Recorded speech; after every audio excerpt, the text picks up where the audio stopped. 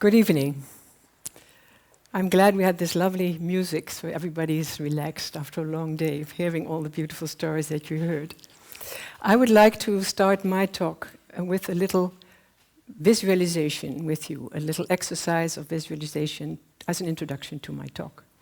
So I invite you to close your eyes, to put your both feet on the floor,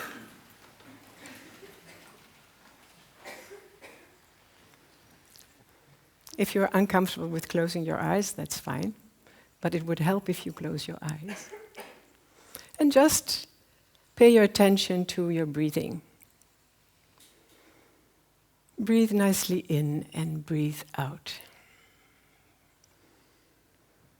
Breathe in and breathe out. And try not to think about anything else, just your breathing.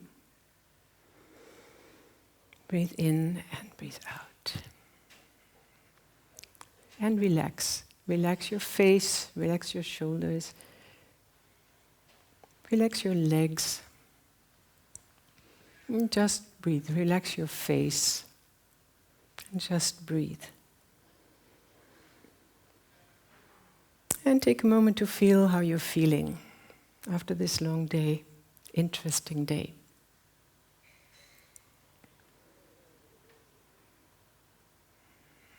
Breathe. And how are you feeling? Feel yourself sitting on this chair with your feet on the ground, your arms relaxed, your face relaxed.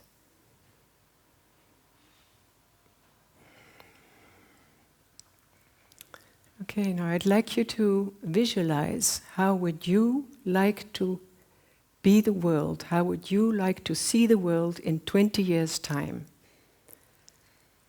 How would you like to see the world in 20 years' time?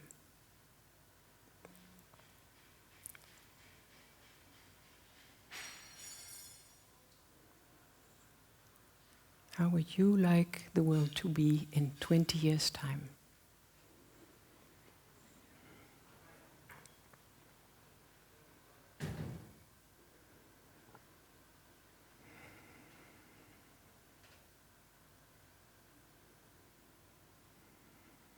Okay, take a deep breath and breathe out. And take another deep breath, and when you breathe out, you open your eyes.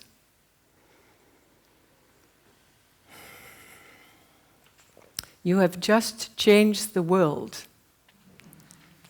Because we are part of a greater whole. We are part of the great ecosystem Earth. We are part of all that is alive on this earth. We are part of nature. You and I, we are part of nature. And that is why every thought that we have and every action that we take has a direct effect on your own well-being, but also on the circle around you and in ever greater circles around you. How is it that we have forgotten this? Because we have separated ourselves from nature. And with that separation, a gap has started to emerge between ourselves and nature. A split, a separation. And that separation has brought feelings and thoughts of unworthiness. Who am I to change the world?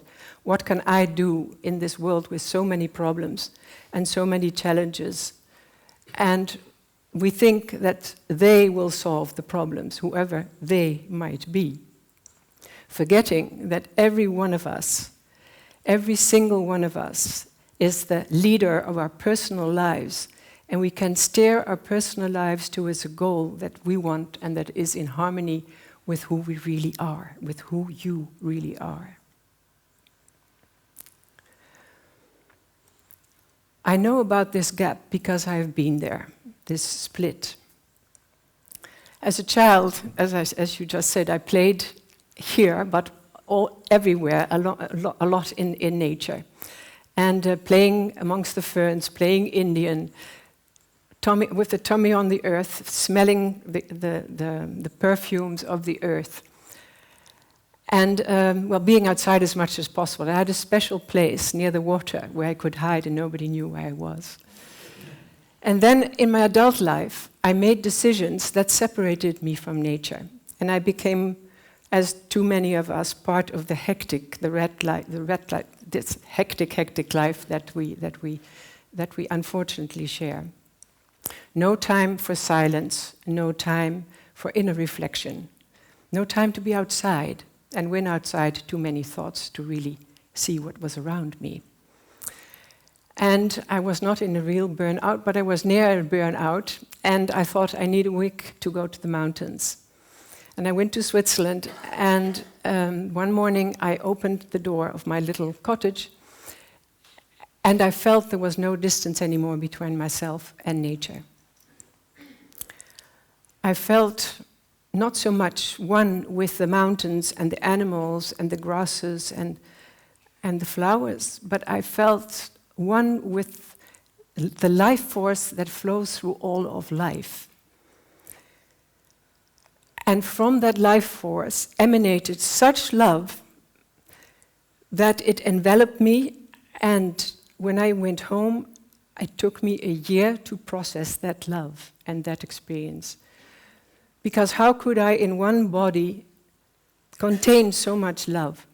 And how should I live as a person, part of the pollution and the destruction of the earth? Because being a human, you are, unfortunately, part of the pollution and the destruction of the earth, of that which I had just experienced, of that delicate interaction and that life force that emanates so much love.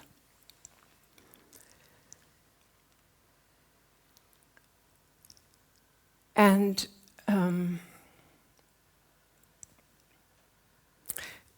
sorry, because I'm still feeling this. Yeah. And then one morning, when I had processed most of this pain of being a human being, which was tremendous, and the despair every morning and every evening of being a human being and how should I live? How should I live? I woke up and I had a feeling that there was an undulating energy around me, and the image of dolphins came to me. I didn't know anything about dolphins at that time, and I heard the words somehow, and the words were, "We know the sorrow of the world, but we do not carry her. We know the sorrow of the world, but we do not carry her." And I realized I was carrying the sorrow of the world. And at that moment, I made a decision. On the one hand, I wanted to share with as many people as I could possibly that love that I had encountered, and to put that experience into practical projects. And that brought me on a road I could never have dreamt of. I founded the Naturecollege, which is all about reevaluating our role in the context of the oneness of all life, of nature. And we work with the corporate world, asking them, what is sustainability to you personally?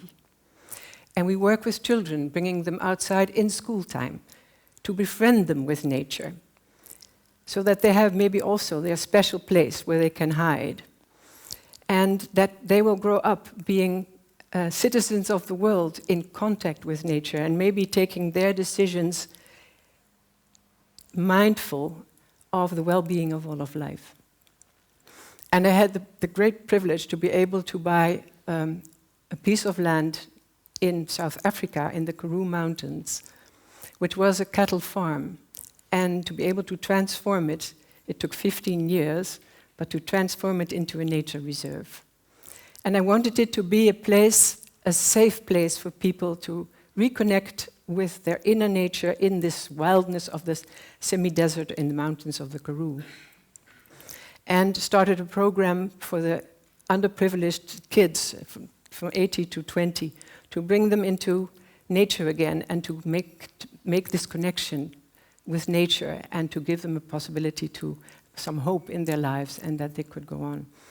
And the program for the field guides from the parks to bring the tourists into nature the same way that we try to do with the kids, to befriend nature in contrast to ask for the big five and to see the big five, to let nature show itself in its own way, so that nature can decide how to show itself to them, and that people understand that we are part of a whole. To me, for a sustainable future for this earth, we need two things. On the one hand, we need technical solutions, and a lot is being done there, and that is really exciting.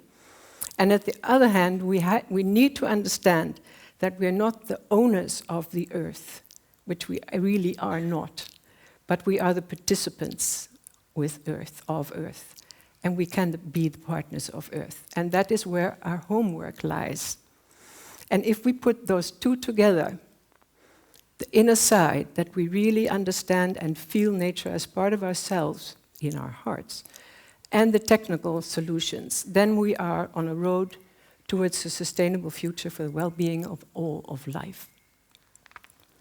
I've been talking about this since at least 25 years, and it is now that it can be heard, which means that society is changing, and that is so very, very hopeful.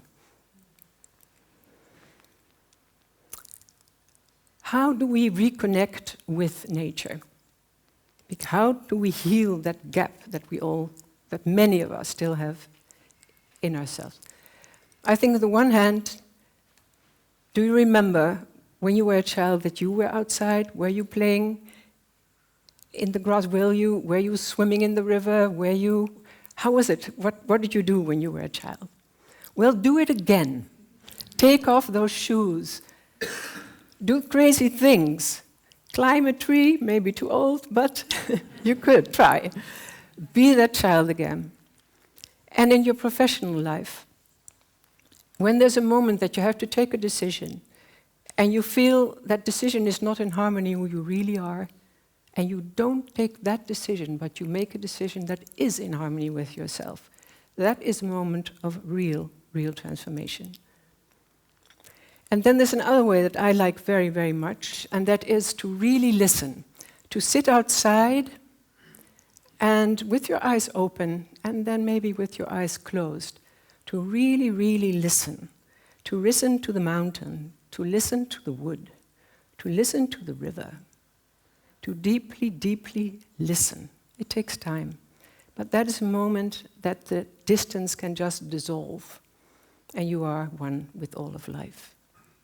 Martin Buber, the German philosopher, said, if we treat the other as an it will become a thing. If we treat the other as a thou, there immediately is respect, and the flow from one to the other can start, and that distance will disappear. Be it with the human, be it with an animal, be it with the mountain or the forest or a flower. A wise old man once said to me, everyone on earth is like a droplet in the ocean of life. Our most important decision, and maybe our responsibility, and maybe our only responsibility, is to make that droplet a clear droplet, so that we enhance the overall clearness of the ocean with our lives. Let us all walk our own path towards how we want the world to be. Everyone has a unique path, and when life becomes too difficult and too dark, just put one foot in front of the other and just keep on walking. And to my experience, when you follow your own truth, the difficulties of life, you will see them in a different light. And don't forget, we do this all together. So every thought every one of us has, and every action that we do will change the world in one way or the other. So you matter. Thank you.